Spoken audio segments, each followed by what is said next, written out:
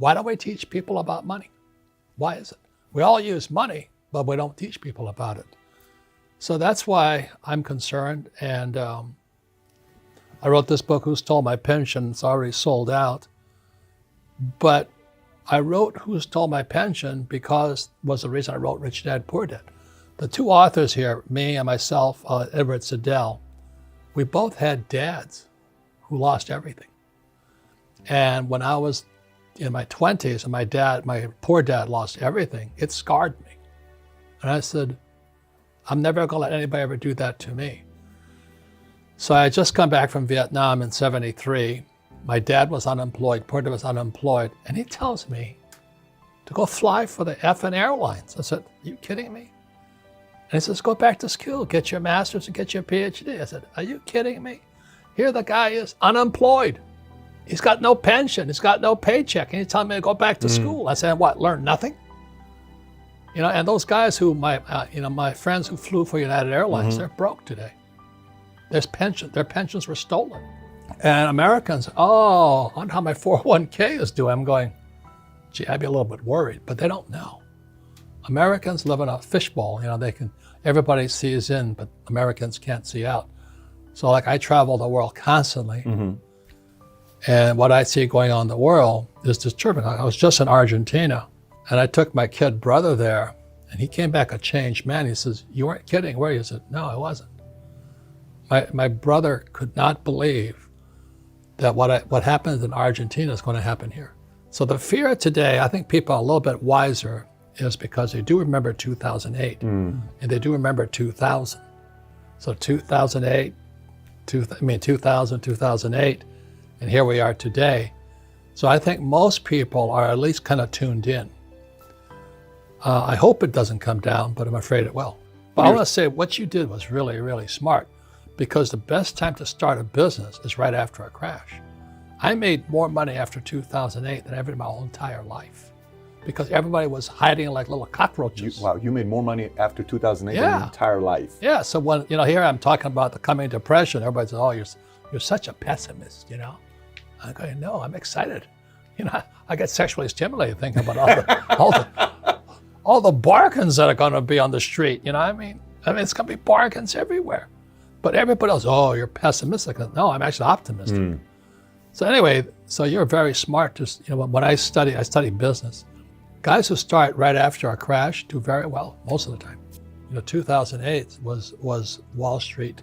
Toxic assets. Toxic assets. CDOs, MBSs. Yes. Derivatives.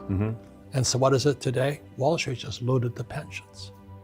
So this book, Who Stole My Pension? It's like I said, my co-author is an SEC attorney. And he got sick and tired of seeing all these bankers loot the pensions and get paid bonuses.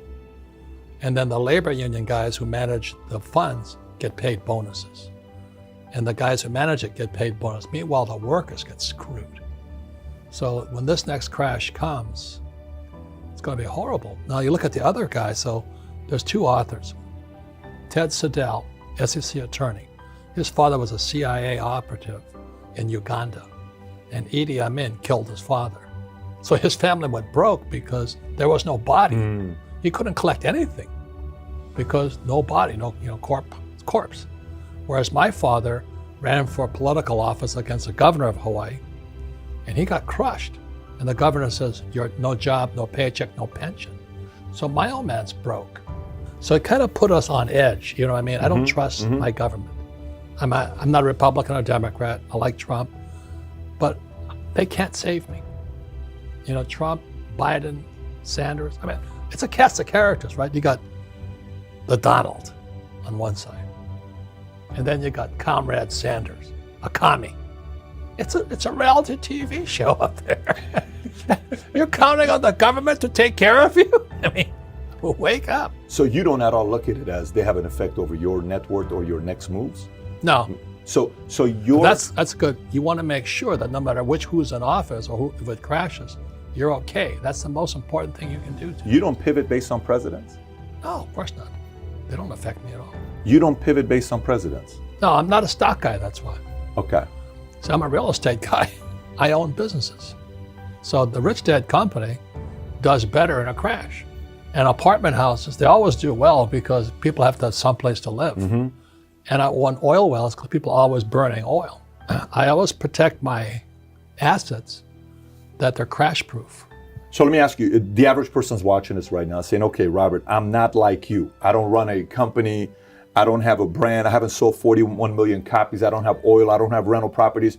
What can I do? I'm in a time like this. You're telling me the market's going to go in shambles here pretty soon because of currency, and we printed $500 billion of money in September just in 1 month, not including the $3 trillion we printed in the last 7 years prior to that. What do I do to be prepared for a time like this? Well, first of all, everybody can do something, but they won't. And that's the problem. The reason, who stole my pension, there was plenty of money in it, but nobody did anything. They just stole it.